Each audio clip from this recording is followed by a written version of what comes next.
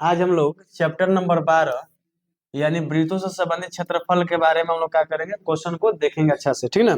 Question क्या कर रहा है, पहला क्वेश्चन क्या कर रहा है, पहला क्वेश्चन कह रहा है कि यदि किसी वृत्त की त्रिज्या, सुनो जी, यदि किसी वृत्त की क्या त्रिज्या, यानी वृत्त की त्रिज्या लेना है तो वृत्त की त्रिज्या क्या है, मान चलते हैं ये वृत्त हो जाएगा, ठीक ना। ये वृत्त हो गया। अब वृत्त की त्रिज्या पूछा है तो त्रिज्या हमारा क्या होता है, एक केंद्र से परिधि पर डाल देते हैं लंब, तो उसको क्या होता है जी, यही त्रिज्या हो जाता है जी। तो वृत्त की त्रिज्या के गुणित कर दिया जाए, ये त्रिज्या है, इसको कितना गुणित कर दिया जाए, के गुणित। तो पुराने और नए वृत्त का क्षेत्रफल क्या होगा, मान के चलते हैं ये हमारा पुराना पुराना त्रिज्या है, पुराना वृत्त का क्षेत्रफल है कि जिसका नाम है पाई आर स्क्वायर। एक नया है एक नया है जिसका हम लोग त्रिज्या ले लेते हैं क्या, पाई। जानते हो क्या कर रहा है, के गुनी कर दिया जाए, त्रिज्या क्या कर दिया, के गुनी कर दिया जाए। तो मान लीजिए त्रिज्या यही है, इसको के गुनी कर देंगे तो के हो जाएगा, ये ना हो जाएगा जी। तो ये स्क्वायर बोला तो स्क्वायर हो जाएगा, ये पाई से पाई हमारा क्या हो जाएगा, कट जाएगा। और यहाँ एगो और आर है ना जी, अरे इसके गुना के गुनी के मतलब आर के हो जाएगा। अरे एक पुरानका त्रिज्या हमारा आर है और दूसरा त्रिज्या हमारा हो जाएगा आर के गुनी, तो आर के ना हो जाएगा जी। अगर दोनों का स्क्वायर करेंगे तो ये भी स्क्वायर हो जाएगा, ये भी स्क्वायर ना हो जाएगा, तो ये से कट जाएगा। तो यहाँ कुछ नहीं बचा तो एक बचा, और यहाँ क्या बचा, के स्क्वायर। तो ये देखो यहाँ एक आर और है ना जी, एक आर और है, तो ये आर से आर कट जाएगा ना। तो यहाँ क्या बचा, 1 बचा, यहाँ क्या बचा, के स्क्वायर बचा। तो यानी आंसर हमारा क्या हो जाएगा, 1 रेशियो क्या हो जाएगा, के स्क्वायर, यानी ऑप्शन नंबर क्या हो जाएगा जी, सी हो जाएगा। समझ में आ रहा है। अगर यही कहता है 4 गुनी, मैंने पुराना नया हमारा क्या है, कोई एक वृत्त है, उसको हम 4 गुनी कर देते हैं तो पुराने और नए वृत्त का क्षेत्रफल क्या होगा, पुराने और नए वृत्त का त्रिज्या का अनुपात क्या होगा। तो मान चलते हैं कि मान लीजिए ये वो त्रिज्या कोई त्रिज्या पुराना वाला त्रिज्या आर है, एक है, और नए त्रिज्या को क्या करते हैं 4 गुनी कर देते हैं, 4 ना हो जाएगा जी। तो दोनों का क्षेत्रफल का अनुपात क्या होगा, तो मान लीजिए पहला का पाई आर स्क्वायर हो जाएगा, दूसरा का भी क्या हो जाएगा, पाई आर स्क्वायर हो जाएगा जी। तो मान लीजिए पाई से पाई कट जाएगा, आर का मान कितना है, एक, एक स्क्वायर करें एक ना हो जाएगा जी। अब नया वाला कितना हो जाएगा, 4, 4 का स्क्वायर करें क्या हो जाएगा जी, 16, यानी एक रेशियो क्या हो जाएगा जी, 16 हो जाएगा। तो इसी प्रकार यहाँ ऐसे बनेगा, यही हमारा क्या हो जाएगा, राइट आंसर हो जाएगा। अगला क्वेश्चन क्या कह रहा है, कह रहा है यदि किसी वृत्त की त्रिज्या 3 गुनी कर दी जाए, 3 गुनी कर दी जाए, कितना गुनी जी, मान लीजिए पुराना वाला का एक है, पुराने वाला का क्या है जी, ये पुराने वाला का मान के चलते एक है, पुराने वाला का एक है, आप उसका दूसरा को क्या कर देता है 3 गुनी, तो 3 हो जाएगा जी। 3 गुनी कर देता तो 9, 9 मतलब होता है ये नया है। पुराने वृत्तों की परिधियों का अनुपात क्या होगा, यानी अनुपात लेना है, ये भी ध्यान देना है। गड़बड़ हम लोग कहाँ करेंगे, यहाँ पहले पूछा किसका है, नया का, तब किसका पूछा है, पुराना का। तो नया हमारा ये है कि ये है, 3 वाला हमारा क्या है, नया है, और ये हमारा क्या है जी, पुराना है। अब पूछा है इसका परिधियों का अनुपात पूछा है ना जी, परिधियों का अनुपात पूछा है, तो हम पहले नए के लेंगे। तो नए परिधि का अनुपात क्या होता है, 2 पाई क्या जी, बड़ा आर छोटा आर ले लेता हूँ नया का, अब पुराना का लेता हूँ पाई आर, छोटा आर बड़ा आर ले लेता हूँ, इसको क्या ले लेता हूँ जी, इसको ले लेता हूँ क्या जी, बड़ा आर ले लो ना, कोई दिक्कत है। अब बताओ, तो ये 2 से 2 कट जाएगा, ये पाई से पाई कट जाएगा।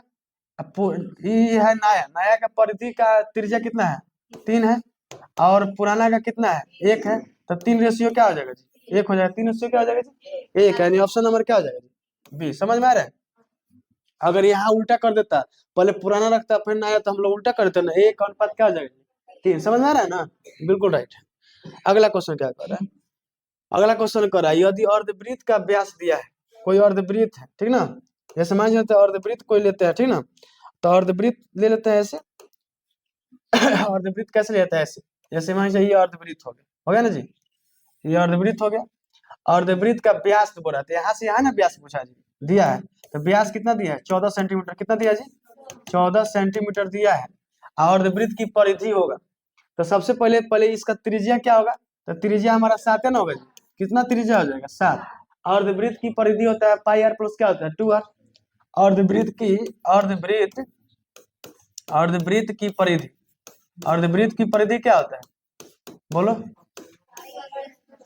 पाई आर प्लस क्या होता है जी 2 आर होता है। अब बताओ आर कॉमन ले लेंगे तो पाई प्लस 2 नहीं हो जाएगा जी, अरे आर यहाँ है, आर है कॉमन ले लेंगे तो पाई प्लस 2 हो जाएगा जी। तो ये बताओ हमारा आर दिया कितना, 7 दिया है, 7, ये हो जाएगा पाई का मान 22/7, आप प्लस का 2 हो जाएगा। अब यहाँ देखो 7 ले लेंगे, आई हो जाएगा 7 दूना 14, तो जोड़ेंगे कितना हो जाएगा 36, कितना हो जाएगा जी 36 हो जाएगा जी।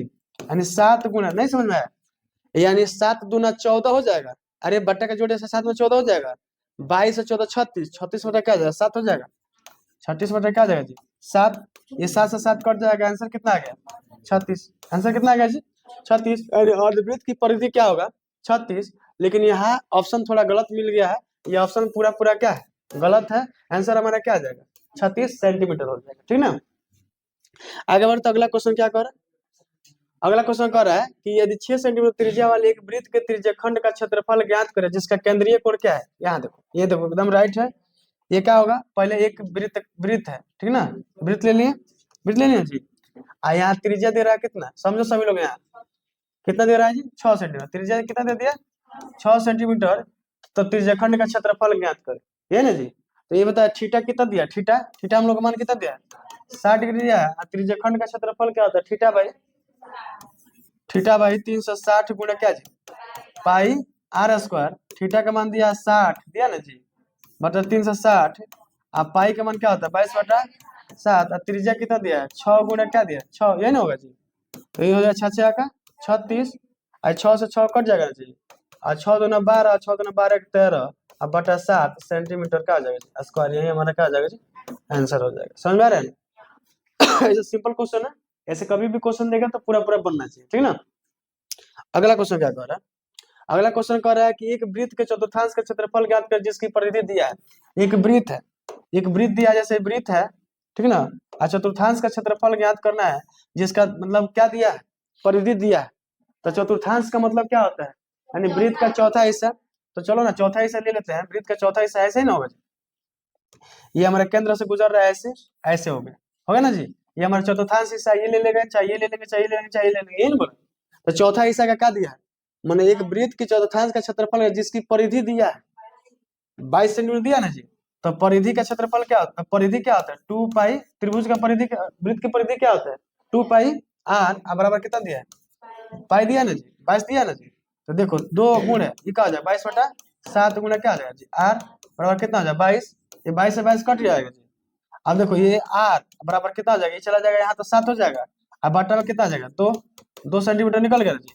यानी त्रिज्या कितना निकल गया 7/2 सेंटीमीटर। क्या पूछा है, पूछा क्या चतुर्थांश का क्षेत्रफल, यानी चौथा हिस्सा का क्षेत्रफल बोला है जी।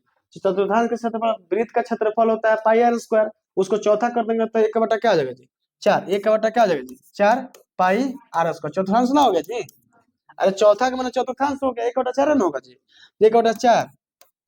अब पाई का मान कितना 22/7, अब त्रिज्या यहाँ दे दिया कितना 7/2, तो 2 बार कर लेंगे ना 7/2, अब गुणा 7 क्या कर लेंगे 2 कर लेंगे ना जी, 7 से 7 कट जाएगा, ये हो जाएगा 11 दूनी क्या आ जाएगा 22, और 2 दूना क्या आ जाएगा जी 4। अब कटने वाला है 11×7 77, और 2 दूना 4 दूना क्या 8 सेंटीमीटर स्क्वायर, यही हमारे चतुर्थांश का क्या आ जाएगा जी क्षेत्रफल हो जाएगा। समझ में आ रहा है ना, ये बिल्कुल राइट आंसर होगा।